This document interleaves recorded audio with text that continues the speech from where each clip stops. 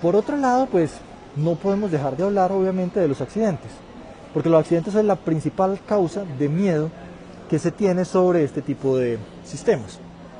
¿Qué sucede?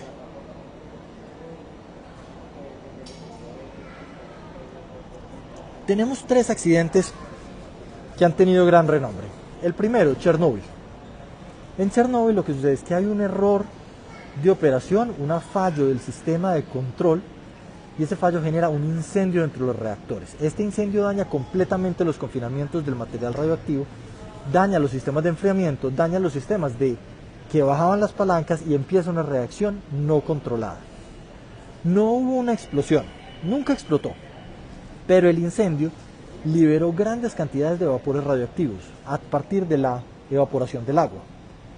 Entonces todo ese material radioactivo cayó sobre el pueblo cercano y fue transportado por las nubes de vapor, inclusive hasta Europa Central. Esto fue un peligro significativo, fue un daño del sistema. Pero realmente los únicos muertos que efectivamente están relacionados con el accidente de Chernóbil tienen que ver con las personas que estaban dentro de la planta y que se encargaron de controlar el incendio.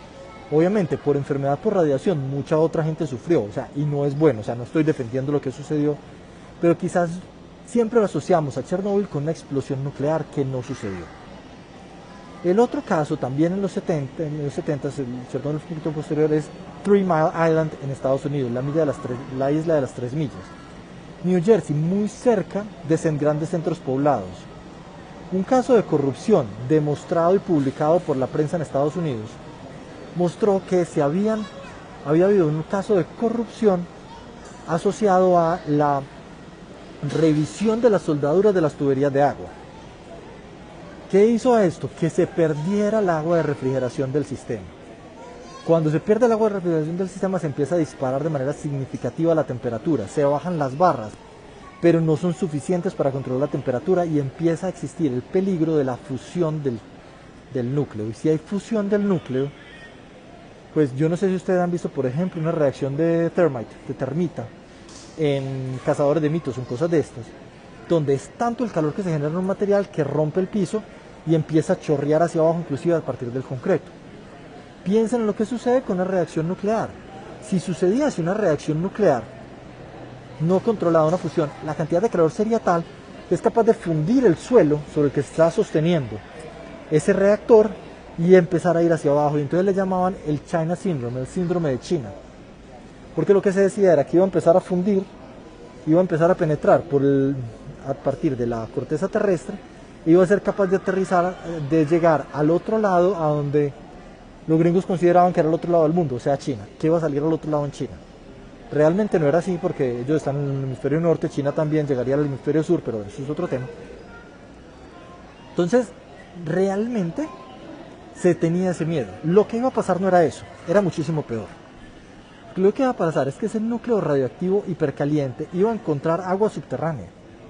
Y cuando encontrase el agua subterránea tendría una explosión de vapor significativa que podría generar un caso de contaminación radioactiva en grandes centros poblados de Estados Unidos. Tremendamente peligroso. Afortunadamente los sistemas de control y los operadores pudieron controlar la emergencia, no hubo heridos, no hubo muertos, se controló el sistema y no sucedió nada, pero sí generó obviamente un susto muy grande, y Estados Unidos no ha abandonado la energía nuclear, pero ya la tiene ubicada en zonas donde no haya tanto riesgo. Y por último, por supuesto, Fukushima, donde en Japón, año 2012, el tsunami viene y golpea con tanta fuerza sobre la central nuclear de Fukushima, que utilizaba el agua del mar para el enfriamiento, que ya con eso lo que se generó fue realmente un incidente donde hubo también pérdida de control e incendio.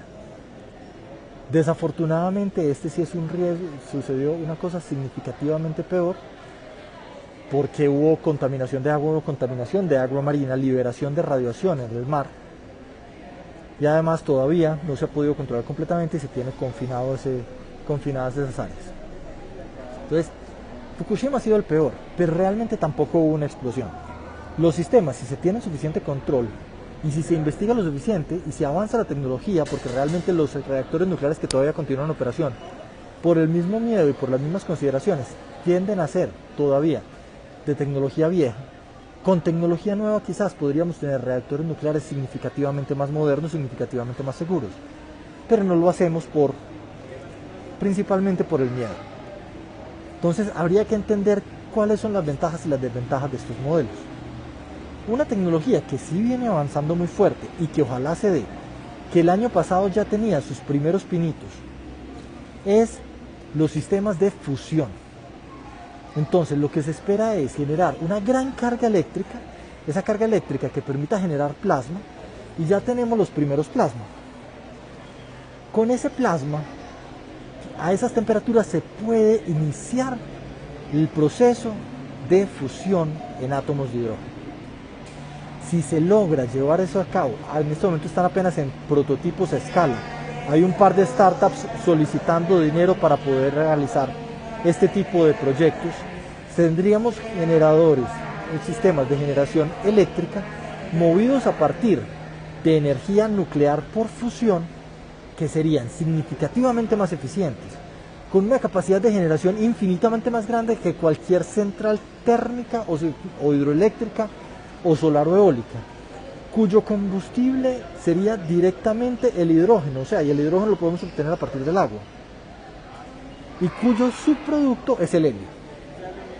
Sería un sistema maravilloso donde tendríamos realmente a partir del agua marina una fuente para muchos años que nos ayudaría grandemente en la transición energética,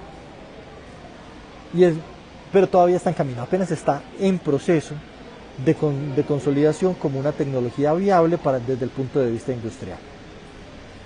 Esto es, digamos, un resumen aproximado de lo que está sucediendo con la energía nuclear en el mundo y hacia dónde vamos. Hay que decir que todavía hay una intención significativa del uso de este tipo de energía en el mundo. Las gráficas, que las veremos apenas pues nos podamos conectar, o las verán en los documentos de clase cuando se los envíe, encontrarán que si bien con la entrada de Fukushima tuvimos una reducción en el mundo en la capacidad de generación a partir de energías nucleares, hoy en día se incrementó esa capacidad inclusive a niveles mayores que los que se contaban pre-Fukushima. Entonces ya la energía nuclear se sabe que es una herramienta poderosa en la transición. Y no estamos hablando de Estados Unidos con su locura ni modelo de Trump. No estamos hablando de Europa, estamos hablando de países que tienen una visión de sostenibilidad significativa, que tienen una visión ambiental significativa y que saben que dependen de este tipo de estructuras para poder mantenerse a la vanguardia, para poder mantener su desarrollo industrial sin generar un impacto significativo sobre el medio ambiente. Bueno, hasta aquí entonces les tengo estos 3 videos. Yo creo que sería suficiente pues para que podamos ir explicando. Por favor, si pueden ir como revisando algunos documentos al respecto. De todas maneras, como les decía, a las 7 de la noche nos estaremos conectando. Si tengo algún problema pues con el vuelo adicional al que ya tenemos, pues obviamente les comentaré. Pero entonces resolvemos cualquier duda sobre esto que les acabo de mencionar y retomamos ya los temas de la clase, donde nos iríamos por el tema de combustibles fósiles como el carbón, el petróleo y el gas natural. Muchas gracias y nos vemos pronto.